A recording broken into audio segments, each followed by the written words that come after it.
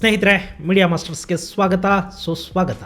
ಗೆಳೆಯರೆ, ಚೀನಾದ ಉದ್ಯಮಿ, ನಟ, ಚಿತ್ರ ನಿರ್ಮಾಪಕ, ವಿಶ್ವದ ನವೋದ್ಯಮಿಗಳ ಪಾಲಿನ ಸ್ಫೂರ್ತಿ, ಹೀಗೆ ಏನೇನು ಆಗಿದ್ದ ಜಾಕ್ ಮಾಗೆ ಚೀನಾದ ಸರ್ಕಾರ ಮತ್ತೊಂದು ಶಾಕ್ ಕೊಟ್ಟಿದೆ.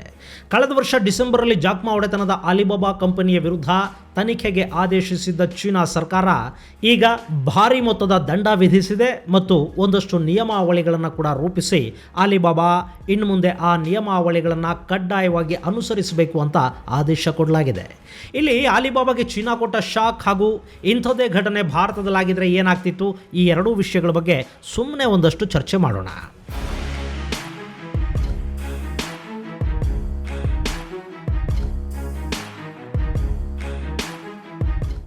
ಗೆಳೆಯರೆ, ಈ ಅಲಿಬಾಬಾ ಅನ್ನೋದು ಚೀನಾದ ಅತಿದೊಡ್ಡ ವ್ಯಾಪಾರಿ ಸಂಸ್ಥೆ.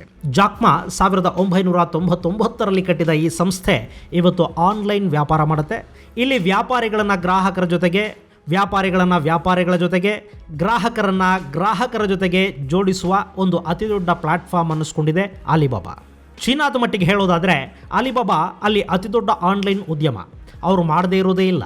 ಈ ಸಂಸ್ಥೆ ಕಾಮರ್ಸ್ ಸೈಟ್ಗಳನ್ನು ಹೊಂದಿದೆ, ಆನ್ಲೈನ್ ಟ್ರಾನ್ಸಾಕ್ಷನ್ ಇದೆ, ಆಲಿಪೇ ಹೆಸರಲ್ಲಿ ಆನ್ಲೈನ್ ಬ್ಯಾಂಕಿಂಗ್ ಇದೆ, ಹಲವಾರು ವೆಬ್ಸೈಟ್ಗಳಿವೆ, ಸರ್ಚ್ ಇಂಜನ್ಗಳಿವೆ, ಕ್ಲೌಡ್ ಸರ್ವಿಸ್ ಇದೆ. ಅಲಿಬಾಬಾ ಸಂಸ್ಥೆ ಡಿಜಿಟಲ್ ಲೋಕದಲ್ಲಿ ಏನೆಲ್ಲ ಹೊಂದಿದೆ ಅಂತ ಹೇಳೋದಕ್ಕಿಂತ ಅವ್ರ ಬಳಿ ಏನಿಲ್ಲ ಅಂತ ಹುಡುಕೋದು ಸುಲಭ. ಇವತ್ತು ವಿಶ್ವಮಟ್ಟದ ವ್ಯಾಪಾರಿ ದಿಗ್ಗಜ ಸಂಸ್ಥೆಗಳ ಪಟ್ಟಿ ಮಾಡಿದರೆ 2020ರ ವೇಳೆಗೆ ಅಲಿಬಾಬಾ ವಿಶ್ವದ 6ನೇ ಅತಿದೊಡ್ಡ ವ್ಯಾಪಾರ ಸಂಸ್ಥೆ ಅನ್ನಿಸ್ಕೊಂಡಿತ್ತು. ಇಂಥ ಸಂಸ್ಥೆ ಮೇಲೆ ಚೀನಾ ಸರ್ಕಾರದ ಕಣ್ಣು ಬಿದ್ದಿದ್ದು ಕಳೆದ ವರ್ಷ ಡಿಸೆಂಬರಲ್ಲಿ. ಅಲಿಬಾಬಾ ಸಂಸ್ಥಾಪಕ ಜಾಕ್ ಮಾ ಬಗ್ಗೆ, ಆತನ ವ್ಯಾಪಾರಿ ಸಾಮ್ರಾಜ್ಯದ ಬಗ್ಗೆ ನಾನು ಈ ಹಿಂದೆಯೇ ನಿಮಗೆ ವಿವರವಾಗಿ ಹೇಳಿದ್ದೀನಿ. ಹೀಗಾಗಿ ಅದರ ಬಗ್ಗೆ ಇಲ್ಲಿ ಹೆಚ್ಚು ಹೇಳೋದಕ್ಕೆ ಹೋಗೋದಿಲ್ಲ. ಈ ಹಿಂದಿನ ವಿಡಿಯೋ ಲಿಂಕನ್ನು ನಿಮಗೆ ಡಿಸ್ಕ್ರಿಪ್ಷನ್ ಬಾಕ್ಸಲ್ಲಿ ಕೊಟ್ಟುಬಿಡ್ತೀನಿ. ಗೆಳೆಯರೆ, ಈ ಅಲಿಬಾಬಾ ಚೀನಾದ ಅತಿದೊಡ್ಡ ವ್ಯಾಪಾರಿ ಸಂಸ್ಥೆಯಾಗಿ ಬೆಳೆದು ನಿಂತಿತ್ತು. ಅಮೆರಿಕಾದಲ್ಲಿ ಹೇಗೆ ಅಮೆಜಾನ್ ಇದೆಯೋ ಹಾಗೆ ಅಲಿಬಾಬಾ ಚೀನಾದ ಮಾರುಕಟ್ಟೆಯನ್ನು ನಿಯಂತ್ರಿಸೋದಷ್ಟೇ ಅಲ್ಲ, ವಿಶ್ವದ ನಾನಾ ದೇಶಗಳಲ್ಲಿ ಚೀನಾದ ಮಾರುಕಟ್ಟೆಯನ್ನು ವಿಸ್ತರಿಸೋ ಪ್ರಯತ್ನದಲ್ಲಿ ಕೂಡ ಅಲಿಬಾಬಾ ಯಶಸ್ಸನ್ನು ಪಡ್ಕೊಂಡಿತ್ತು.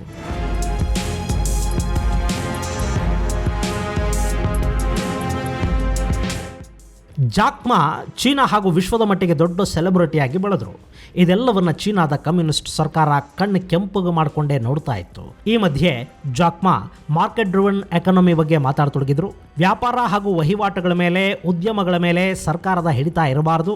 ಬೇಡಿಕೆ ಹಾಗೂ ಪೂರೈಕೆಯನ್ನು ಆಧರಿಸಿದ ಮಾರುಕಟ್ಟೆಯ ಬೇಡಿಕೆಗೆ ಅನುಸಾರವಾದ ಅರ್ಥವ್ಯವಸ್ಥೆಗೆ ಅವಕಾಶ ಮಾಡಿಕೊಟ್ರೆ ವ್ಯಾಪಾರೋದ್ಯಮಗಳನ್ನು ಇನ್ನಷ್ಟು ವೇಗವಾಗಿ ಬೆಳೆಸುವುದಕ್ಕೆ ಸಾಧ್ಯವಾಗುತ್ತೆ.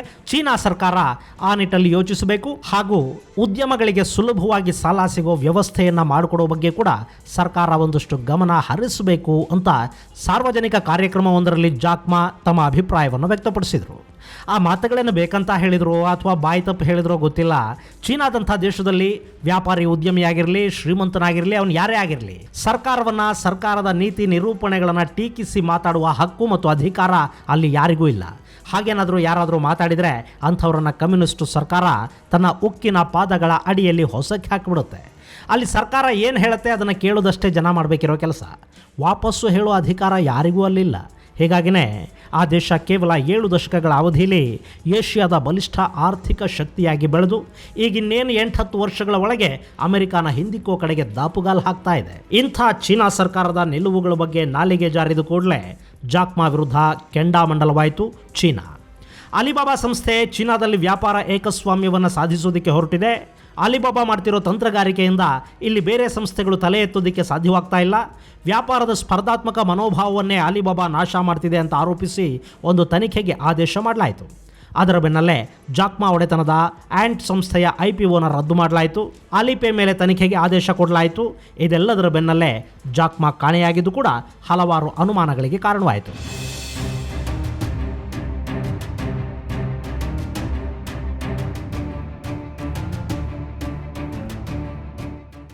ಗೆಳೆಯರೆ, ಚೀನಾದಲ್ಲಿ ಇದು ಯಾವುದೂ ಹೊಸ್ತಲ್ಲ. ಸರ್ಕಾರದ ವಿರುದ್ಧ ಮಾತಾಡೋರು, ಅಧ್ಯಕ್ಷ ಶಿ ಜಿನ್ಪಿಂಗ್ ವಿರೋಧಿಗಳು ಅಂತ ಅನುಮಾನಕ್ಕೀಡಾದವರನ್ನು ಮುಲಾಜಿಲ್ಲದೆ ಬಂಧಿಸಿ ವರ್ಷಗಳ ಕಾಲ ಜೈಲಿಗೆ ತಳ್ಳಲಾಗತ್ತೆ. ಪಾಪ ಜಾಕ್ ಮಾಗೆ ಕೂಡ ಅದೇ ಗತಿ ಬಂತ ಅಂತ ಸಾಕಷ್ಟು ಜನ ಆತಂಕವನ್ನು ವ್ಯಕ್ತಪಡಿಸಿದರು. ಆದರೆ ಅದಾದ 1 ತಿಂಗಳ ನಂತರ ಮತ್ತೆ ವಿಡಿಯೋ ಕಾನ್ಫರೆನ್ಸ್ ಒಂದರಲ್ಲಿ ಕಾಣಿಸ್ಕೊಳ್ಳೋ ಮೂಲಕ ಅವರ ಕಣ್ಮರೆ ಬಗ್ಗೆ ಉಂಟಾಗಿದ್ದ ಊಹಾಪೋಹಗಳಿಗೆ ತೆರೆ ಎಳೆದರು. ಆದರೂ ಈ ಘಟನೆಯ ನಂತರ ಜಾಕ್ ಮಾ ಸಾರ್ವಜನಿಕವಾಗಿ ಕಾಣಿಸ್ಕೊಳ್ಳೋದು ತುಂಬಾ ಕಡಿಮೆ ಆಯಿತು. ಈಗ ಜಾಕ್ಮಾ ಸಂಸ್ಥೆಯ ಮೇಲಿನ ಆರೋಪಗಳ ತನಿಖೆಯನ್ನು ಪೂರ್ಣಗೊಳಿಸಿರುವ ಚೀನಾದ state administration for marketing regulations ಅನ್ನೋ ಸಂಸ್ಥೆ $2.8 ಬಿಲಿಯನ್ ದಂಡವನ್ನು ಅಲಿಬಾಬಾ ಸಂಸ್ಥೆಗೆ ವಿಧಿಸಿದೆ. $2.8 ಬಿಲಿಯನ್ ಅಂದರೆ $280 ಕೋಟಿ. ಭಾರತೀಯ ಕರೆನ್ಸಿಯ ಲೆಕ್ಕದಲ್ಲಿ ಹೇಳಬೇಕು ಅಂದರೆ 280 ಕೋಟಿಯನ್ನು 74ರಿಂದ ಗುಣಿಸಿದರೆ ಎಷ್ಟಾಗುತ್ತೋ ಅಷ್ಟು ರೂಪಾಯಿಗಳ ದಂಡನ ವಿಧಿಸಲಾಗಿದೆ. ಚೀನಾದ ಲೆಕ್ಕದಲ್ಲಿ ಇದು 1835 ಕೋಟಿ ಯುವಾನ್ನಷ್ಟಾಗುತ್ತೆ. ಇತ್ತೀಚೆಗೆ ಚೀನಾದ ವ್ಯಾಪಾರಿ ಸಂಸ್ಥೆಯೊಂದರ ಮೇಲೆ ವಿಧಿಸಿದ ಅತಿದೊಡ್ಡ ಮೊತ್ತದ ದಂಡ ಇದು ಅಂತ ಅಲ್ಲಿನ ತಜ್ಞರು ಹೇಳ್ತಾ ಇದ್ದಾರೆ. ಮಜಾ ಏನು ಗೊತ್ತಾ, ಇಲ್ಲಿನ ಸರ್ಕಾರ ಇಷ್ಟು ದೊಡ್ಡ ಮೊತ್ತದ ದಂಡ ವಿಧಿಸಿದ ನಂತರ ಕೂಡ ಅಲಿಬಾಬಾ ಸಂಸ್ಥೆ ಚೀನಾ ಸರ್ಕಾರದ ವಿರುದ್ಧ ಮಾತಾಡೋದಾಗಲಿ ಅಥವಾ ನಮಗೆ ಅನ್ಯಾಯ ಆಗ್ತಾ ಇದೆ, ಒಮ್ಮೆ ಇದನ್ನು ಪುನರ್ ಪರಿಶೀಲಿಸಿ ಅಂತ ಕೇಳ್ಕೊಳ್ಳೋದಾಗಲಿ ಅಥವಾ ಇಷ್ಟೊಂದು ಮೊತ್ತವನ್ನು ನಾವು ಕಟ್ಟೋದಕ್ಕಾಗಲ್ಲ, ಇದನ್ನು ಕಡಿಮೆ ಮಾಡಿ ಅಂತ ಬೇಡ್ಕೊಳ್ಳೋದಾಗಲಿ ಏನನ್ನೂ ಮಾಡ್ತಾ ಇಲ್ಲ.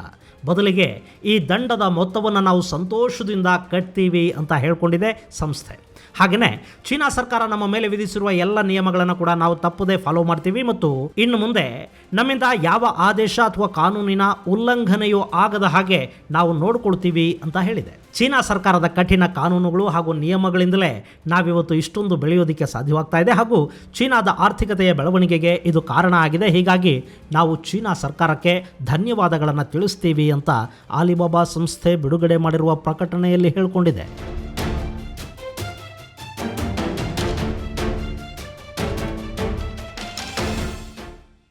ಈಗ ಗೆಳೆಯರೆ, ಇಂಥದ್ದೇ ಒಂದು ಘಟನೆ ಭಾರತದಲ್ಲಿ ಆಗಿತ್ತು ಅಂತ ಇಟ್ಕೊಳ್ಳಿ.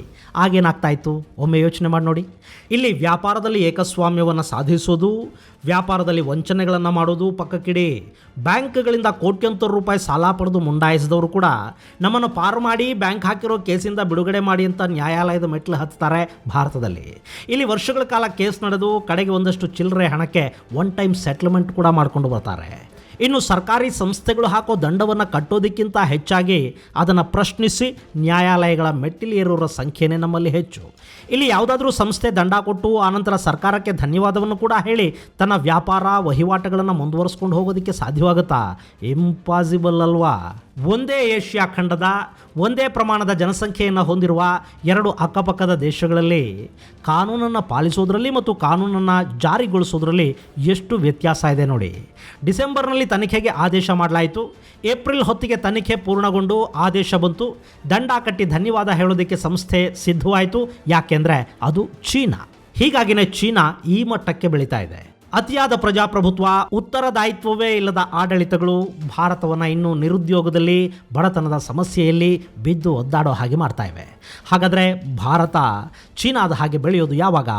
ಗೆಳೆಯರೆ, ಇದು ಜಾಕ್ಮಾಗೆ ಚೀನಾ ಕೊಟ್ಟ ಮತ್ತೊಂದು ಶಾಕ್ ಕುರಿತಾದ ಚಿಕ್ಕ ಮಾಹಿತಿ. ಮುಂದಿನ ಸಂಚಿಕೆಯಲ್ಲಿ ಮತ್ತೊಂದು ವಿಶೇಷ ಜೊತೆಗೆ ಮತ್ತೆ ಭೇಟಿಯಾಗೋಣ. ಅಲ್ಲಿವರೆಗೆ ಜೈ ಹಿಂದ್, ಜೈ ಕರ್ನಾಟಕ.